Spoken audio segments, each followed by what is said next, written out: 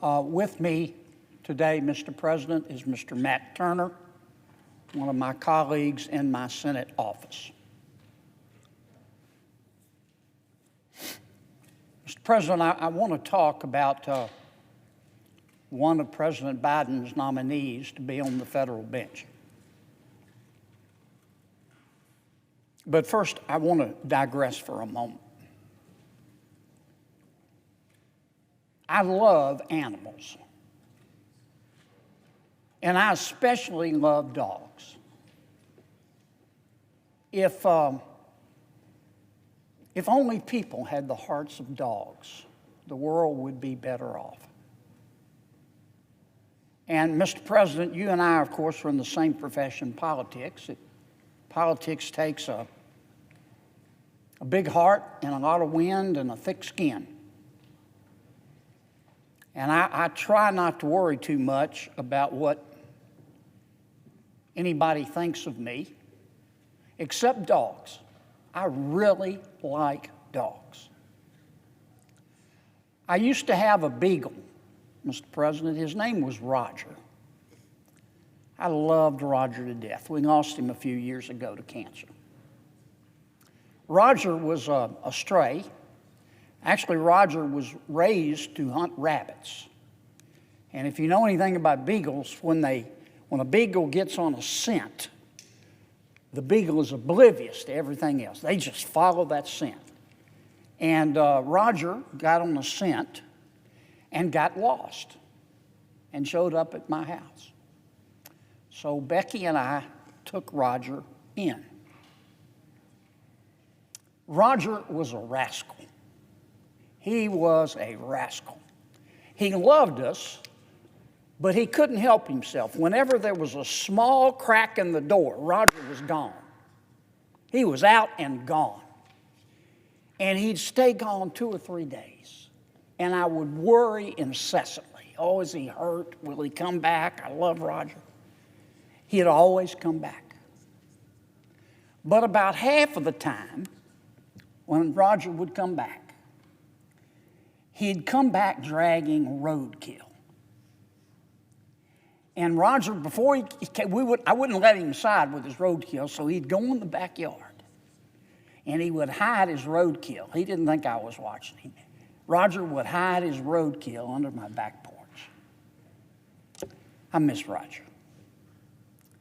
Sometimes, not always, but sometimes the nomination process that the White House uses to select federal judges, the nomination process is what I'm talking about, looks to me like something Roger was hiding under my back porch. I just don't understand it. I don't understand the criteria or the process that the Biden White House uses to put people on our federal bench. Now, I'm not suggesting that President Biden hasn't made some good nominations, because he has. And I voted for his nominations, who I thought were qualified. But I think it's also, any fair-minded person would have to conclude that over the past several years, President Biden has nominated some people to the federal bench who, quite frankly, are not qualified to judge a pie contest. And that's just a fact. It's my opinion, but if you go look at the testimony of all of his nominees, I think you'll see I'm right. With respect, the president's pick of Mr. Adel Mangi is frankly one of his worst. Mr. Mangi is affiliated with an organization that calls itself the, quote, Alliance of Families for Justice. The Alliance of Families for Justice. In fact, Mr. Mangi is not just affiliated with this group, he's on their advisory board. One of the Alliance's founders was a member of a domestic terrorist organization. What does that mean? One of the Alliance's founders was convicted of murdering police officers in cold blood. He killed cops. Now, the Alliance for Families for Justice, on whose board Mr. Mangi sits, or at least sat, advocates for the release of people who kill cops. Let me say that again. I didn't know such organizations existed. The organization on whose board, advisory board, Mr. Mangi sits or sat, advocates for the release of people who kill cops. This organization has even called people who kill police officers, quote, freedom fighters. Freedom fighters. Wow. I know that sounds crazy. That's because it is. It's also why so many law enforcement organizations have sent all of us on the Judiciary Committee letters opposing Mr. Mangi's nomination.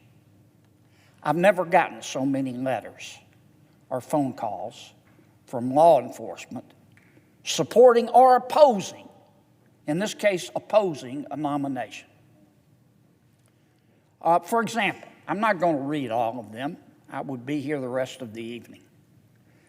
For example, take the National Sheriff's Association. I think most of us have heard of them. The National Sheriff's Association wrote all members of the Judiciary Committee, and here's what they said. They said, Mr. Mangi's association with, and I'm quoting now, not my words, the sheriff's words, Mr. Mangi's association with a quote, an organization advocating the release of convicted cop killers is seriously disturbing, end quote.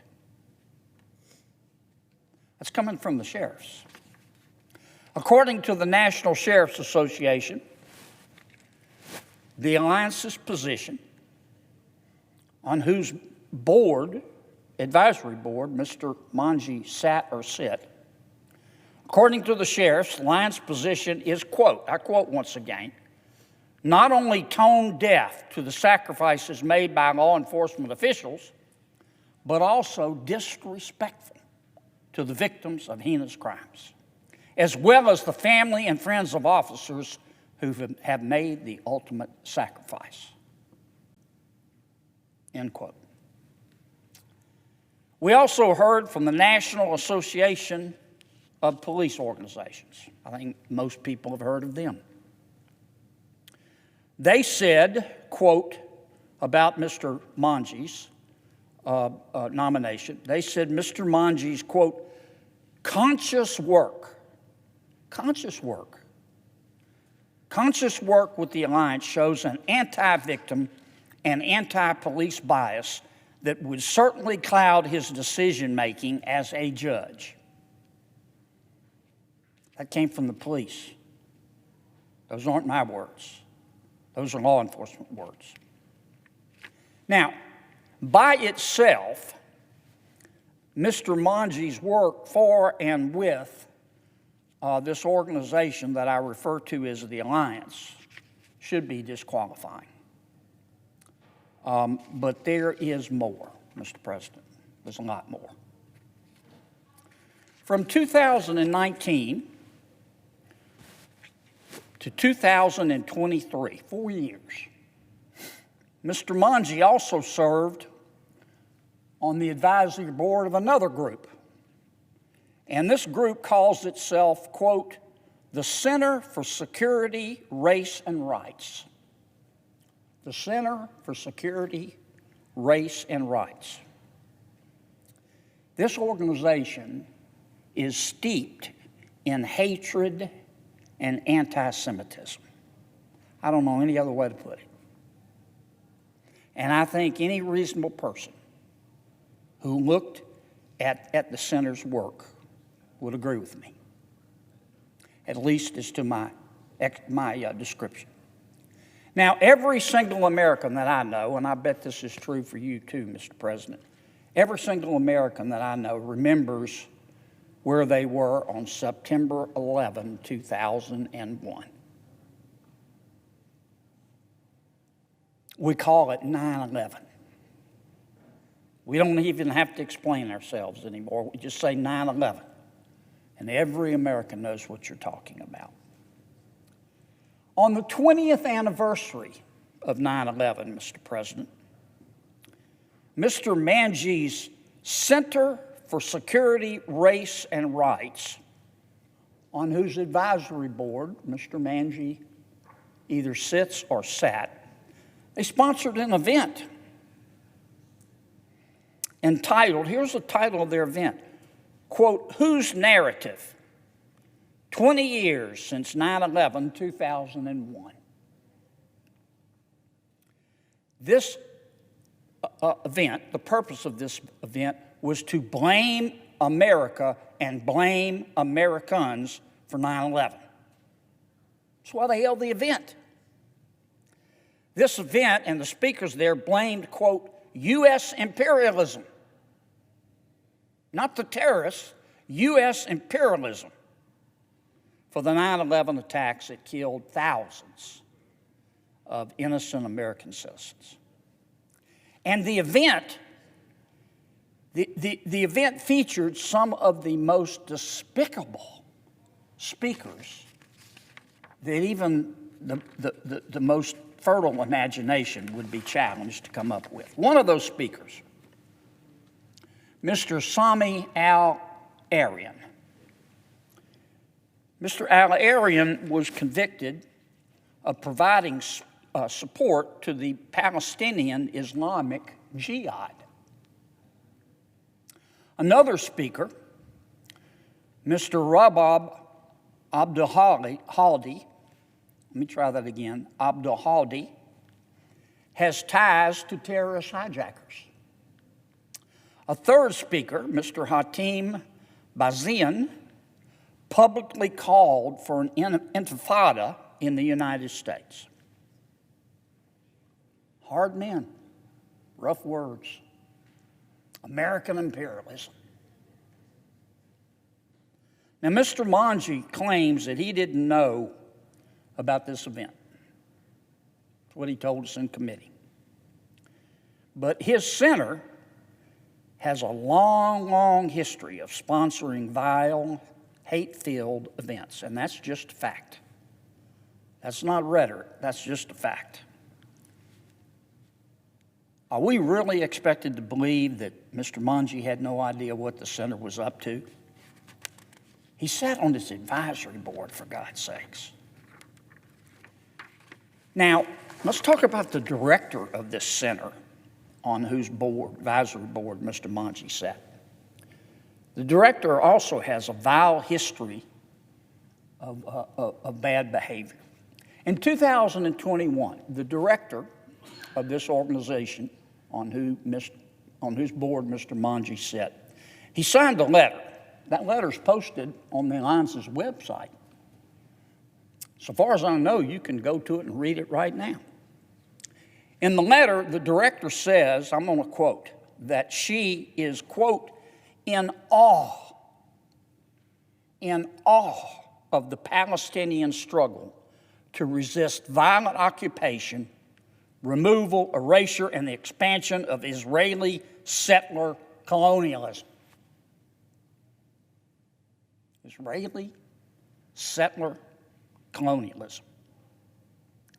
Hamas murdered, raped, maimed Jewish men, Jewish women, little Jewish children, and according to Mr. Mangi's organization's director, it's Israel's fault. The center's director describes himself as being in respectful awe.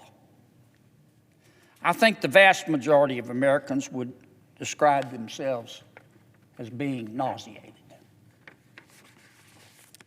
The center's director, of whom I speak, also personally recruited Mr. Mangi to serve on the center's advisory board.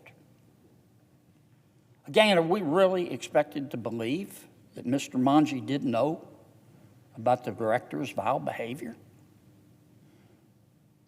Did Mr. Mangi not even run a single Google search on this person? Now, on top of all that, I do not believe, this is one person's opinion, I do not believe that Mr. Mangi told me the truth in our judiciary here, Mr. President. When I asked him about his involvement with this radical organization, Mr. Mangi told me he only provided, quote, advice on academic areas of research. That's what he told me. He said, my only involvement is advice on academic areas of research. Those aren't my words, those are Mr. Mangi's words. But it turns out he was also funneling money to the organization. Tens of thousands of dollars from himself and from his law firm. I didn't know that at the time of the hearing. I wish that I had. Now, with these facts in mind, and I've tried, Mr. President, just to stick to the facts, I find it very hard to believe that anyone can, in good faith, now strike that, Mr. President. I find it hard to believe that a fair-minded, objective person who's not involved in this nomination can defend Mr. Mangi's nomination. Now, some of my Senate colleagues are doing that. That's okay. Sometimes people disagree, and that's a good thing. You know, I believe in having two sides, opposing sides, come together in a dialectic. Sometimes that's how you find the truth. But it's gotten kind of personal. I regret that. Some people, not all people, Mr. President, you don't do this, but some people, when they're losing an argument, they tend to rely on epithets, you know. You're a racist, or you're a sexist, or you're a misogynist, or you're a Nazi, or you're a bigot, or in this case, you're Islamophobic. And some of this members of this body have made that suggestion. They've suggested that all the people who are opposing Mr. Mangi's nomination, based on the facts that I just tried to describe as fairly as I could, some senators have suggested that asking Mr. Mangi's questions about his involvement with these organizations is Islamophobic. One of my colleagues, which again is his right, came down to the Senate floor and he said that certain Republican members of the committee, quote, believed that he, referring to Mr. Mangi, must be a terrorist because he's a Muslim. Wow. That got my attention. That's not true. I believe that Mr. Mangi is not qualified to be a federal judge because he supports organizations that celebrate people who kill law enforcement officers. He supports organizations that hate Americans. And he supports organizations that hate Jews. When President Biden has, as I said earlier, Mr. President, when President Biden has nominated qualified people to serve on the federal bench, I've supported them. Regardless of their race, regardless of their gender, regardless of their religion. I confess to asking tough questions in committee. That's my job. When you're put on the federal bench, you're there for life. For life. You're unelected, and you're there for life. And you have the full power of the United States of America, the most powerful country in all of human history, behind you. So you better get it right. Just a few years ago, for example, I voted to confirm one of President Biden's nominees, Mr. now Judge, Mr. Zahid Qureshi. Mr. Qureshi happened to be at the time the first Muslim American federal judge. I voted for him. Doing a great job. Unlike Mr. Mangi, Judge Qureshi was not on the board of an organization that celebrates and advocates for the release of cop killers. He was not on the board of an organization that sponsors anti-American events and blames 9/11 on American imperialism. Judge Qureshi was qualified and is qualified to serve on the federal bench. Mr. Mangi is not. He's just not. That's not Islamophobia, Mr. President. That's just a fact. And I think anyone who's being honest with themselves, particularly if you go look at the confirmation hearings and read the evidence, I think any person who's being honest with themselves will agree. So for these reasons, Mr. President, I ask my colleagues to oppose Mr. Mangi's nomination, and I urge President Biden to withdraw it. Thank you, Mr. President, for your time and attention. And with that, I yield the floor.